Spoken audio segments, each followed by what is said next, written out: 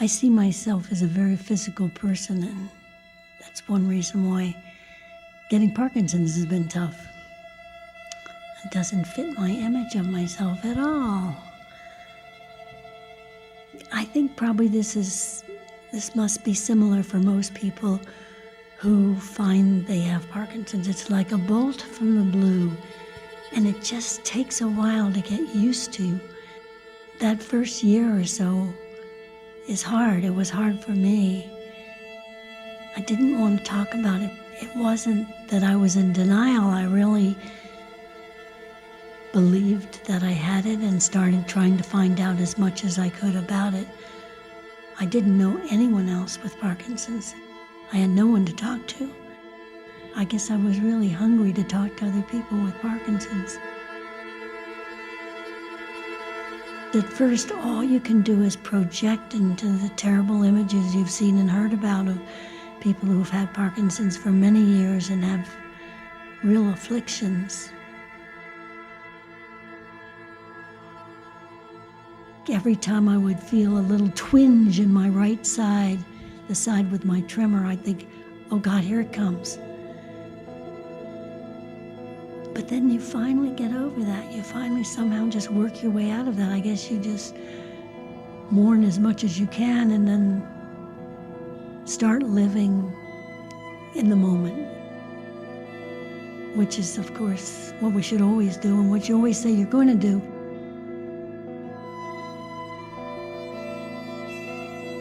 Having an incurable disease really teaches you how to do that.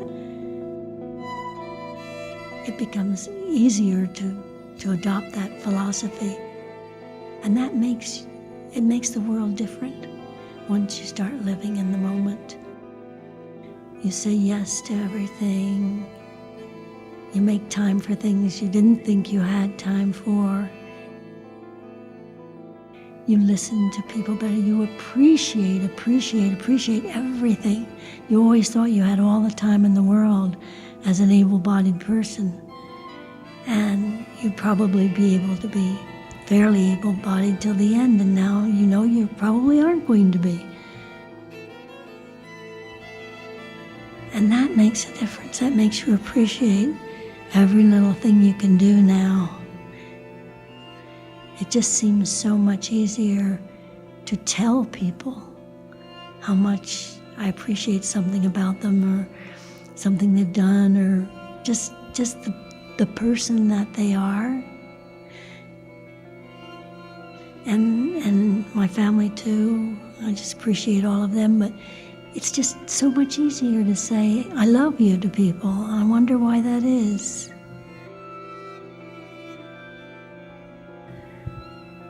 It's like being stripped down a bit of some of the, like an onion peels off, and you've gotten a few layers peeled off of you by virtue of learning you had Parkinson's, and then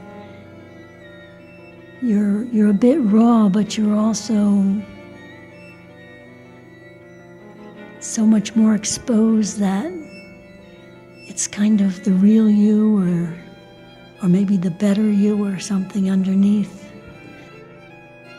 I remember being surprised when I read Michael J. Fox's Lucky Man. How could he say he was lucky? He got struck down by Parkinson's when he was 30 years old. But then you do realize how it's almost as if he's a different person, that he's changed so much as a result of having Parkinson's, and life is really better even though he has Parkinson's, because of his internal changes, and the external doesn't seem as important. I don't any longer see it as a terrible affliction. And not fair. I had my knee problems. I thought that was going to be it. But you get over that too, and it seems to make it worthwhile. I remember, they talk so much about people being in denial, especially at first when they get Parkinson's. And I remember walking out of Kaiser and thinking, oh my God, I have Parkinson's. Well, now, he could be wrong. There's no real definitive test, all these little neurological tests, but he could be wrong. I could see another doctor and get a second opinion. And I walked down a few more steps and I said, who are you kidding? You have Parkinson's. It's not going to help running to more doctors. It's better to just accept it and try to find out what it means and how to live with it. The reason I didn't talk about it for almost a year, except to those really close to me, was because I kept being afraid of two things.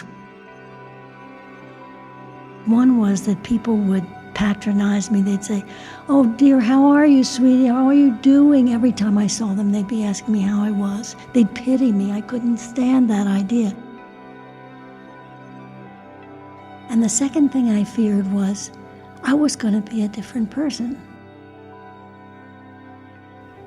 Instead of being the old Jill that I think of myself as, I would be Parky Jill. I would be the woman with Parkinson's first. And I hated that idea that people would just look at me and all they could think of is that I had Parkinson's. If it tries to slow me down, I'm going to try to speed up. If it tries to bend me forward, I'm going to go bending back.